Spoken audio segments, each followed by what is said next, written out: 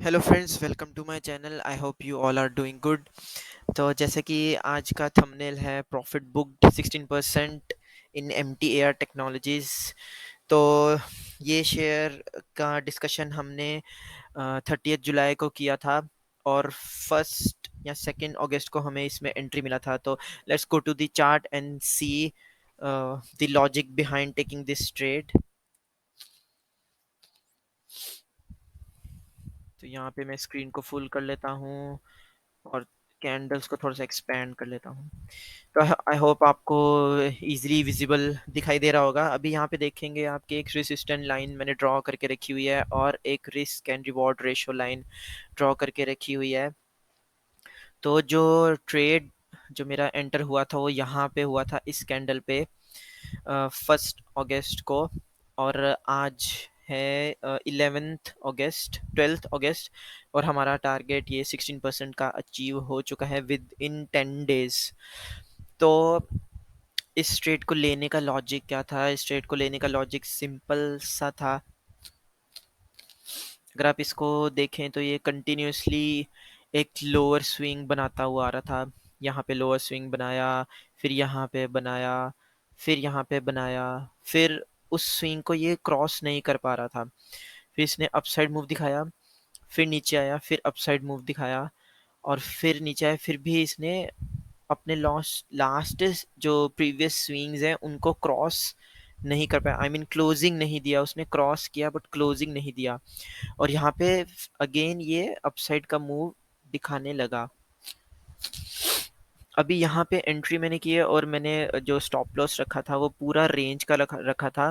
तो यहाँ पे एक बहुत इंपॉर्टेंट चीज़ है सीखने वाली, कि जब भी आप स्विंग ट्रेडिंग कर रहे हो और वो स्विंग का जो रेंज है वो बहुत बहुत ही छोटा है, तो आपको उस स्विंग को पूरा as a stop loss consider करना चाहिए। क्योंकि जब स्टॉक रिट्रेस होता है तो वो स्विंग के आसपास आके ही पुश बैक होता है।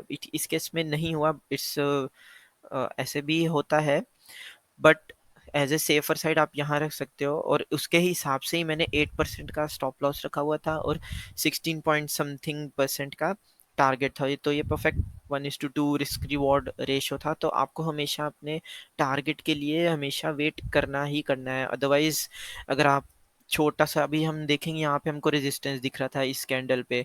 तो अगर हम इस कैंडल पे आके अगर देखो, यहाँ पे उसने फिर से एक रेड कैंडल बनाया। तो मोस्टली जो न्यू ट्रेडर्स होते हैं वो क्या करते हैं कि यहाँ पे ये रेड कैंडल बना दिया है, यहाँ पे रेजिस्टेंस है, तो वो यहाँ पे एग्जिट कर देते हैं, तो वो छोटा सा प्रॉफिट लेके निकल जाते हैं।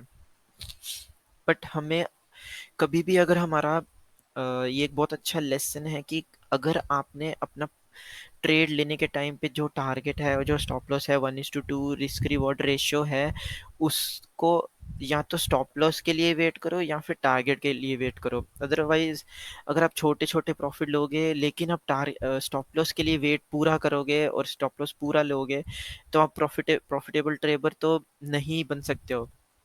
अब अभी इस केस में अगर इस केस ऐसे ही केसेस हमारे 5 या 10 ट्रेड्स होते, और उसमें से हम 5 में भी स्टॉप लॉस लेते, लेकिन 5 में हम पूरा टारगेट लेते 1:2, तब भी हम at the end of day profitable ही रहते, क्योंकि हमने टारगेट 1:2 लिया है। अभी यहाँ पे आप एक चीज़ और है, बहुत ही अच्छी लर्निंग है यहाँ पे आप देख रहे होंगे कि ये बहुत ही अच्छा रेजिस्टेंस यहाँ पे हमें दिख रहा है। ये रेजिस्टेंस, अब ये इस रेजिस्टेंस के ऊपर इसने क्लोज किया है। तो एज ए न्यू ट्रेडर हम लोग ये भी सोचते हैं कि ओ, हमारा तो टारगेट से ऊपर चला गया स्टॉक, तो हम अगर होल्ड कर लेते तो शायद हमें और ज़्यादा प्रॉफिट मिल सकता था। ऐसा ऐसा होता है। ऐसा मेरे साथ तो बहुत होता था, मुझे ऐसा बहुत फील होता था। तो मैं ऐसे सोच के उसको होल्ड कर लेता था। तो वो होल्ड करता था तो वो नीचे आना शुरू कर देता था। नीचे आते आते फिर वो लो होल्ड करते करते काफ़ी नीचे चले जाता था।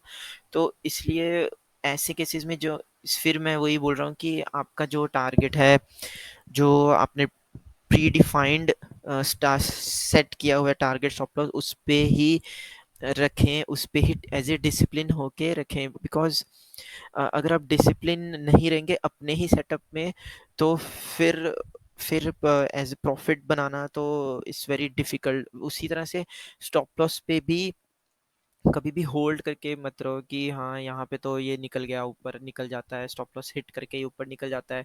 तो इसीलिए मैं क्या करता हूँ कि मैं अगर 3 o'clock तक मेरे स्टॉप लॉस से नीचे है तब तो मैं उसको एग्जिट कर दूंगा। बट 3 o'clock तक अगर मेरे स्टॉप लॉस को उसने हिट करके अपसाइड मूव दिखा रहा है, एक विक बनाई है सिर्फ डाउन साइड, तो उस केस में मैं स्टॉप लॉस नहीं, अपना स्टॉप लॉस एग्जिट नहीं करता हूँ। मैं स्टॉप लॉस को सिर्फ एज एज ए ट्रैक रखता हूँ, as a alert.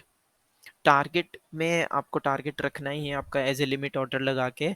But stop loss में अगर यहाँ से सपोज यहाँ पे ये आता और यहाँ पे ये एक छोटा सा यहाँ पे विक बना के ये ऊपर यहाँ पे 3 o'clock के अराउंड यहाँ पे होता तो मैं वो एग्जिट नहीं करता। फिर 3 o'clock के अराउंड अगर मेरा स्टॉप लॉस पे मेरा है ये शेयर प्राइस, तो मैं फिर एग्जिट कर देता। तो इसी तरह से आप सीखें, स्लोली एंड स्टडीली सीखें। और ये वीडियोस मैं लर्निंग पर्पस के लिए बना रहा हूँ। आप ट्रेड करने से पहले या इन्वेस्ट करने से पहले अपने फाइनेंशियल एडवाइज़र से ज़रूर एडवाइस लें। और तो आज का मेरा यही वीडियो था जो मुझे शेयर करना था कि हमने जो ट्रेड लिया था उसका टारगेट अचीव हो गया है। तो इसी तरह से जो भी मेरे स्टॉप लॉस वाले भी होते हैं वो भी मैं अपडेट करता रहता हूँ। अगर मेरा स्टॉप लॉस हिट होता है तो वो भी मैं अपडेट करता हूँ। तो इसी तरह से हमको लर्निंग मिलती रहेगी। आपको आई होप कि आपको ये वीडियो काफ़ी हेल्पफुल रहा होगा।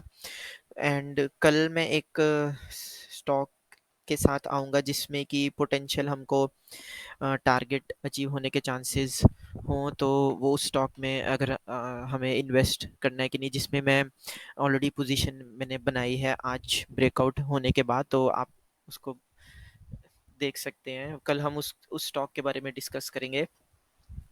तो आज के लिए इतना ही। Thank you very much. Have a good day. So see you guys tomorrow. Bye bye.